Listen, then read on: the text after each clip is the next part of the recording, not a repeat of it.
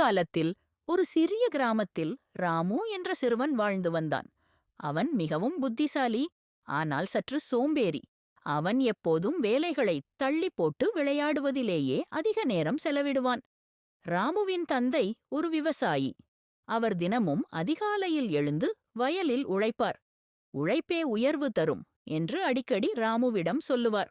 ஆனால் ராமு அதை கவனிக்காமல் இருப்பான். ஒரு நாள் ராமுவின் தந்தை அவனை அழைத்து, மகனே, நீ இப்போதே உழைக்க கற்றுக்கொள்ளவில்லை என்றால் எதிர்காலத்தில் கஷ்டப்பட வேண்டி வரும் என்றார்.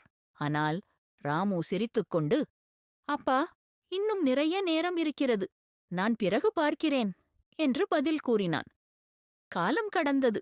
ஒரு வருடம் கடுமையான வறட்சி ஏற்பட்டது. வயலில் விளைச்சல் இல்லை. குடும்பம் மிகவும் கஷ்டப்பட்டார்கள். அப்போதுதான் ராமுவுக்கு தனது தந்தையின் வார்த்தைகள் நினைவுக்கு வந்தது. அவன் மனதில் எண்ணினான், நான் முன்பே உழைத்திருந்தால் இப்போது இவ்வளவு கஷ்டம் இருக்காது. அவன் உடனே தன் தவறை உணர்ந்து தினமும் காலையில் எழுந்து தந்தையுடன் சேர்ந்து உழைக்கத் தொடங்கினான். மெதுவாக நிலம் மீண்டும் வளம் பெற்றது. அடுத்த வருடம் நல்ல விளைச்சல் கிடைத்தது. குடும்பம் சந்தோஷமாக வாழ்ந்தது. அந்த நாள் முதல் ராமு சோம்பேறித்தனத்தை விட்டுவிட்டு உழைப்பையும் ஒழுக்கத்தையும் வாழ்க்கையில் கடைபிடிக்கத் தொடங்கினான்.